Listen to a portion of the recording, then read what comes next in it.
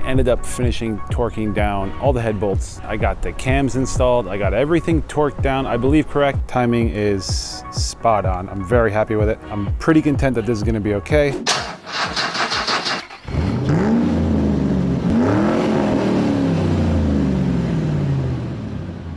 Welcome back to another episode of Broke Premier, guys. If you are new to the channel and you like seeing cars go from being worth $500 to $5,000 in a short amount of time, then you're in the right place. Make sure to go down, hit the subscribe button, and click the notification bell so you get alerted every time a video comes out. Also, if you're new to the channel, we've previously been working on my 2005 Hyundai Tucson that I picked up for $700. I got it that cheap because when I originally went and bought it, it needed a timing job, and then it also had horrible paint. Paint right now is much better than it was. I ended up spray painting it, clear coating it outside here in the street. It's not perfect, but it's definitely 10 times better. If you go back to the old episodes, I think you'll definitely agree with me. But also in the previous episodes, we discovered that when the guy tried to replace the head gasket, which was the reason why the timing was off, he did the head gasket wrong. And in the last episode, I didn't even get to mention it, I kind of forgot about it, but in the last episode, I discovered that he never even cleaned the block before he put the new head on it. It still had all the old residue from the old head gasket, so it was never kind of like, I wouldn't say resurfaced, but at the bare minimum cleaned for a good new adherence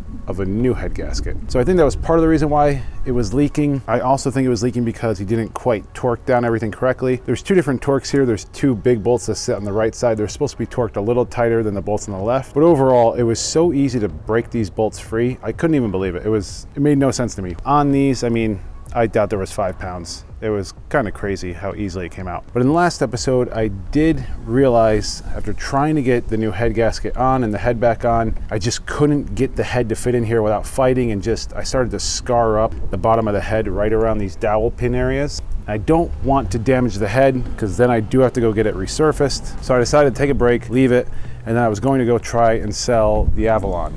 And I mentioned to you guys in the last episode that the kid came down, then he took too long getting down here, so by the time he was ready to buy, he couldn't buy because the banks were closed. Said he would come back this morning, which is the next day after the last episode, and turns out he actually came back and bought it. I ended up buying that car for $2,000, and I think, I was trying to do the math, I'm pretty sure that I put about $100, $150 between the fender replaced, the rim replaced, the rim mounting, and the fog lights that I put onto that car. I believe it was about 150 bucks, somewhere in there, maybe 200, but I'm pretty sure it was around 150. And the other thing I did was actually got another windshield for it, which was another 150. Didn't really need the windshield. The crack was really low on the windshield, but if anyone ever questioned it, that'd be a huge deal breaker. Definitely lose a lot of money on it. So I decided to go get it. That was also only 150 bucks. I was really surprised when that was so cheap. I was very happy about it. But all said and done, I think I had about $2,300 into that car completely. I also did the coolant reservoir. I'm pretty sure I did 2 runs to the junkyard. So I think it was a coolant reservoir as well. So maybe I have $2,350 into it. But I ended up selling that car this morning for 5,000 bucks. So I made $2,650 with 2 days worth of work and then listing and waiting. Definitely sat in the market longer than I expected. I thought I would have sold it the first week. I had a bunch of people interested. Not one person showed up. Finally, the first person to show up bought the car. It's a young kid, nice kid. He's just looking for a reliable car, likes Toyotas. So that worked out great. But mostly everyone else who was reaching out to me were older and just not in a rush. So I think I mentioned in the last episode, I don't think I'm gonna buy another gold car with that style of body. It's not the right clientele. It's like a subconscious thought process of who buys that car, you know? Anyway, worked out really well. I'm very happy. Couldn't have come at a better time. It's the end of the month, bills are due. So really worked out. Between this car and the salon, I really haven't been having that much time. So I'm so glad I took the risk and bought that, even though my anxiety was so high about having enough money for the end of the month. It totally worked out. Yeah, so anyway, it was a very good day. But now what I would like to do is I want to finally try to take off the pulley on the crankshaft. It would not break free last time. I'm hoping to get it to break free right now. Take the pulley off, and then I want to jack up the engine and take off the engine mount so I can take out the timing belt, replace the timing belt, and probably while I'm in there, do the water pump. We'll see which way is easier to get it done. I think it's gonna be easier with this engine mount out of the way. So anyway, I'm gonna get started with that. See you guys in a bit.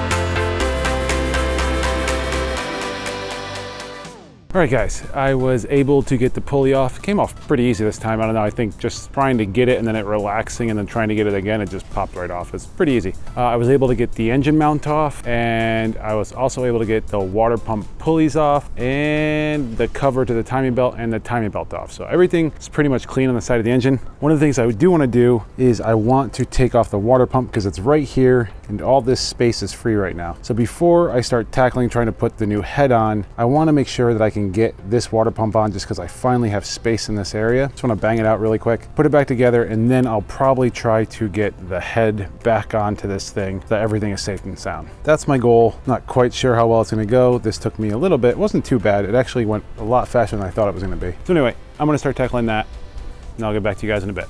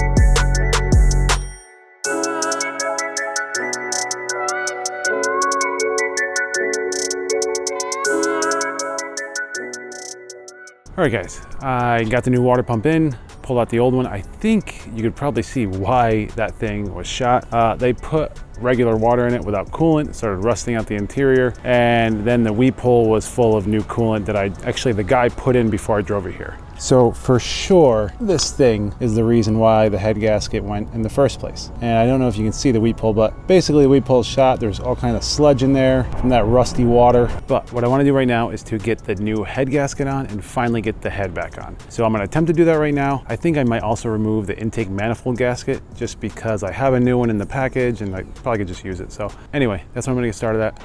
Let's get at it.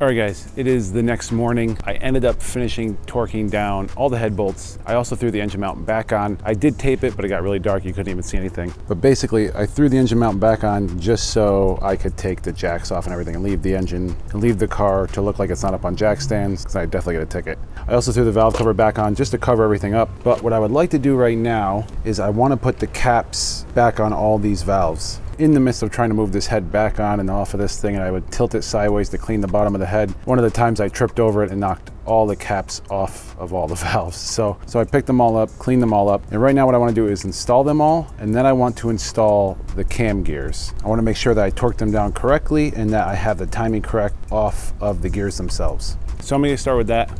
See you guys in a bit.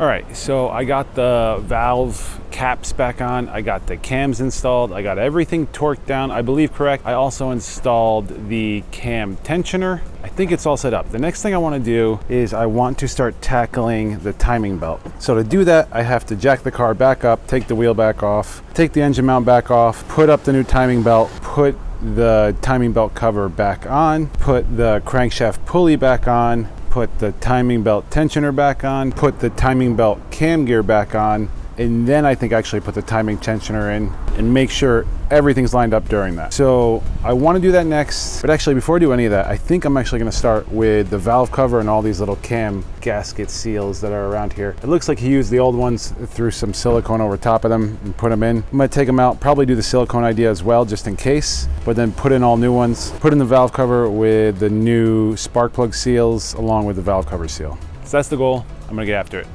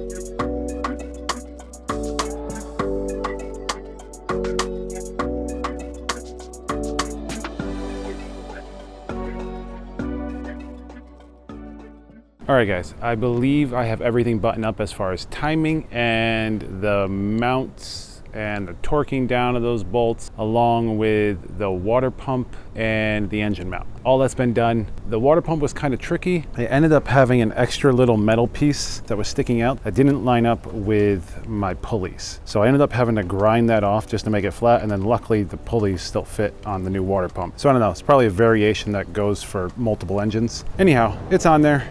It works, looks good. The valve seals, when I was doing the caps that go to the side of the head, I was taking them out, but then I realized when I took them out that they were really heavy and hard. They're actually aluminum. So I think instead of having plastic that can dry rot out, just kind of turn bad, it was better for me to put them back in, make sure that they were flat enough to seal. This one was crooked, so I had to fix this one anyway. The other ones were good. It was actually after I took out the second one that I realized, okay, there's something wrong here. So I put them back in and left them. I ended up torquing down all the valve cover bolts. Kind of was a dumb mistake. I meant to torque down this cam gear before I did that. But luckily, after setting up the timing belt, tightening everything down, I was able to use the timing belt against it to create the torque to tighten this bolt. So I'm confident about that now. I then ran the cylinders in clockwise motion twice just to kind of make sure that the timing lines up. Timing is spot on. I'm very happy with it. I'm pretty content that this is going to be okay. Also, there was the good compression as you got kind of close to hitting top dead center. And I think that has to do partly with the cams and how the variable valve timing works on this. So I'm pretty content. I think this thing is going to run a heck of a lot better. I think, fingers crossed, we'll still find out. But the next thing I want to do is to try to wrap up basically everything that's left. I have to put the exhaust manifold back on, the intake manifold back on, the fuel injectors back in, put the power steering pump mounted back together. Just a bunch of little stuff has to go back on the engine. I'm not sure how much time I'm going to have. The sun is going down, so I probably have like 45 minutes to an hour before it's dark. And I'm going to try my best to hopefully get this thing started in this episode. If I don't reach it and you see darkness, I'm sorry. I did my best. Anyway, guys, with all that said, I'm gonna get after it.